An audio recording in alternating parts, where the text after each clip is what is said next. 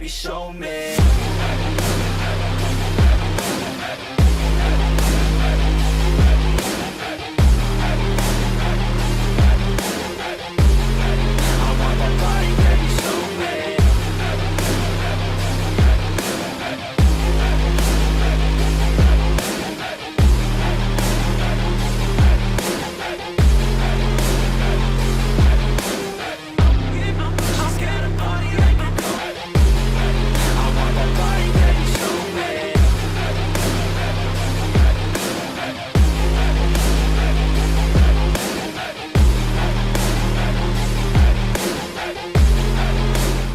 Halo semuanya, kenalin gue Risma dari Politeknik Negeri Jakarta, jurusan Teknik Grafika dan Penerbitan, Prodi Teknologi Industri Cetak Kemasan. Halo semuanya, kenalin gue Emma, gue dari Politeknik Negeri Jakarta, jurusan Teknik Grafika dan Penerbitan, Prodi Teknologi Industri Cetak Kemasan. Terima kasih. Dah. Ya, jadi di sini ada banyak mesin unik-unik kecil-kecil nih. Yang gede juga ada gitu ya. Yang dipakai untuk mass production ada, yang dipakai di industri juga banyak ya, Warif ya. Di Jarum ya. Apa sih? Mesinnya? Yang mesinnya mesin Mesin webkit itu di industri, buat industri rokok banyak yang pakai. Industri rokok banyak yang pakai itu pakai buat bikin kayak maluan. itu rokok lupa. Rokok terus puji sheet buat bikin apa ya, jok mobil, tapi dia bukan buat bikin jok mobil ya, dia bikin pola potongnya. Ya, nanti kalau teman-teman butuh apa-apa ya, informasi tentang cutting dan segala macam bentuk kreativitasnya sampai ke 3D printer, ya sini ada 3D printer juga. Ini sampai dipakai di UMKM. Jadi kalau teman-teman nanti perlu mesin cutting, langsung aja nanya di Pak Arif nih, spesialisnya gitu ya. Dan hari ini kita mau coba cutting pakai Graphtec, bikin dummy, bikin mock-up. Nah itu teman-teman bisa cari yang sana, versi-versi industrial. Tapi kalau untuk yang bikin UMKM ini nih, gitu, ntar mungkin Pak Arif bisa jelasin deh gitu ya, produknya apa aja gitu kan.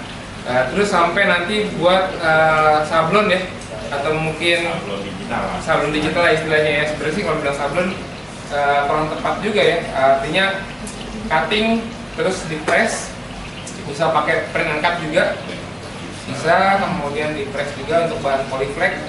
Nah ntar ini ada mesin pressnya yang bisa lihat.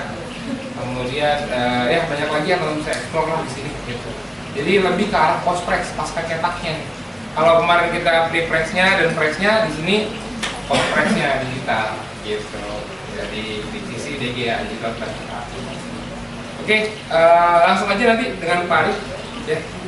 Boleh teman-teman langsung praktek bagaimana cara cuttingnya. Kalau ini bisa setengah putus, bisa putus. Terus kalau buat bikin box itu dia bisa bikin rel atau facing, sama bikin pola putusnya. Jadi ada ini lebih lengkap fungsinya, harganya juga lebih mahal. Untuk seri ini banyak yang pakai di printing, harganya sekitar 28 juta. Kalau mesin ini banyak pakai di printing juga ada, di industri banyak, ini sekitar 200 juta. Kalau yang ini, yang lebih banyak seri ini di pabrikan ya, pabrik packaging, terus ada sampai 1, 2, 3, ada 4 ukuran. Yang paling kecil 40 cm, yang paling besar 160 cm.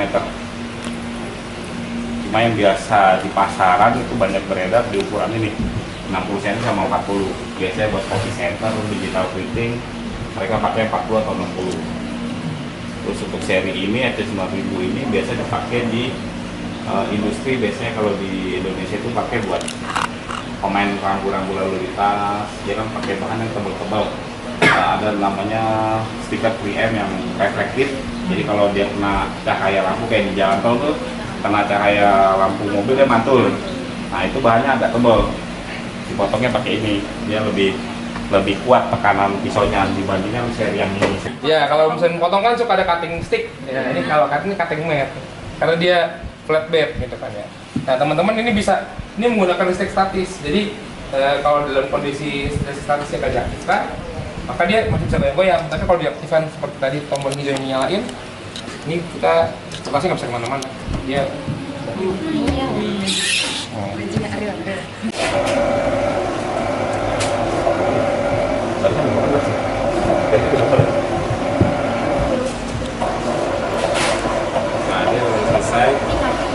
kalau udah selesai yang layer tracingnya, dia langsung kerjain yang cuttingnya. Jadi itu semi robot lah.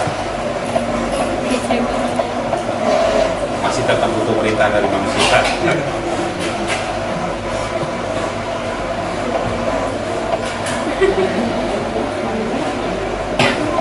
Biasanya kalau belum punya mesin manual itu pakai cutter biar sedikit. Udah ini kalau udah selesai jadi tinggal dibentuk.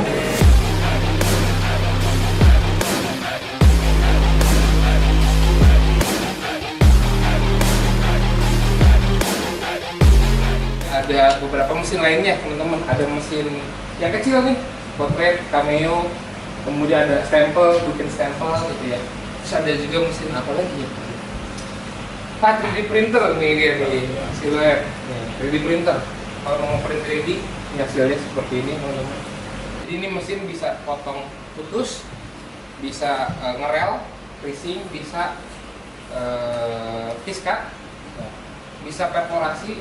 Banyak ini yang bisa dilakukan. Jadi printer bisa jadi printer juga ya, bisa jadi cutting juga, bisa jadi printer juga. Bisa motong juga tadi ya udah. Dan masih banyak lagi yang bisa dilakukan. Materialnya macam-macam, kulit, terus kulit kemana? Kulit nggak disarankan. Oh kulit enggak ya? Oh kulit yang cameo ya malah ya. Cameo.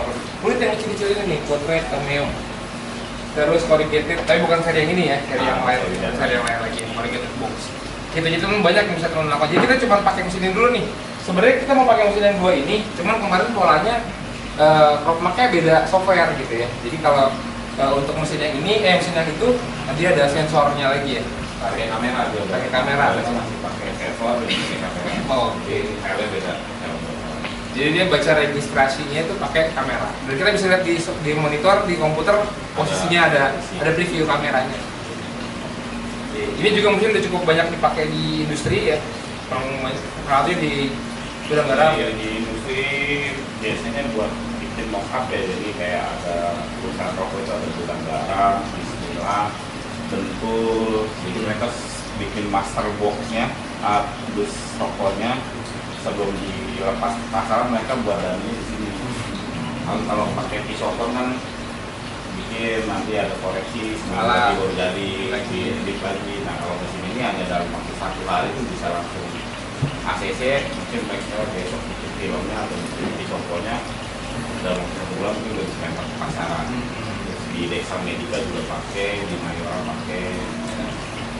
Ya untuk farmasi ya, farmasi industri, Mayora, packaging, pokoknya banyak lah. Ranahnya packaging, pakai ini. Jadi kalau bisa teman-teman kuasain tuh cara pakai cutting master tadi itu ya. Nanti teman-teman hands-on sendiri, jangan Pak Arifnya yang jelasin terus gitu ya. Teman-teman coba sendiri cutting masternya lebih aktif lagi ya, inovatif lagi untuk produk-produknya seperti apa yang bisa di cutting. Terus nanti juga bisa iskat untuk label. Sebenarnya prosedurnya sama antara mesin sana sama mesin sana, kurang lebih sama lah ya, cuma bedanya dia ada feedernya aja gitu. Cuman persiapan filenya sama kalau untuk iskat atau die-cut atau tracing. Mesin ini kan dia baca register untuk nentuin titik nolnya. Jadi ini nanti dibaca semua, kalau dia udah ketemu dia titik nolnya, dia tentuin sendiri. Nah nanti dia potong sesuai. Tapi kalau dia nggak ada, nggak kebaca, dia nanti kalau misalnya kita kirim data, dia motong sesuai sama titik nol yang kita taruh. Misalnya kita taruh di sini, nanti dia potongnya bisa dari sini. Nah makanya untuk register dibaca sama sensor ini supaya titik nolnya bisa pas. Nanti dia dari sini bisa mengikuti pola kaki ini. Kalau itu nggak ada, dia nggak bisa potong. Bisa potong cuma nggak presisi, jadi geser-geser. Hasilnya nggak sesuai maksimal ini. Bahannya juga beda, seratnya beda, terus karakter bahannya beda. Kita bikin setting pose-nya dulu, tes cut dulu. Di sini tadi gua potong putus stiker di 27. Coba cek kondisi. Di sini pose di angka 4. Coba dibikin 29, naikin ke atas 29, enter, terus press cut, panah ke kiri, ya, enter.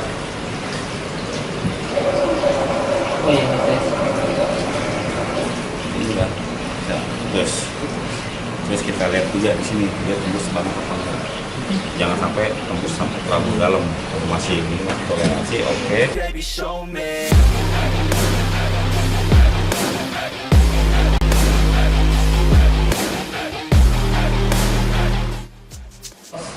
Gratis ya kan? Kaos gratis, kaos bagus itu. Terus sama gratis juga bikin desainnya ya, silakan teman-teman mau ada yang di print, terserah mau nama sendiri juga boleh gitu kan ya. Ya boleh nama misalkan Yasmin gitu kan sini ya, ya boleh kan narsis-narsisan ya kan. Nah cuman karena kaosnya cuma satu gitu.